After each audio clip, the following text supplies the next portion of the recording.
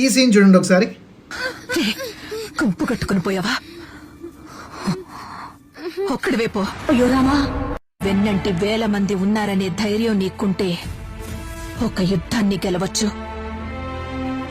అదే నువ్వు ముందున్నావని నీ వెనుకున్న 1000 మందికి ధైర్యం వచ్చిందంటే ప్రపంచాన్ని గెలవచ్చు.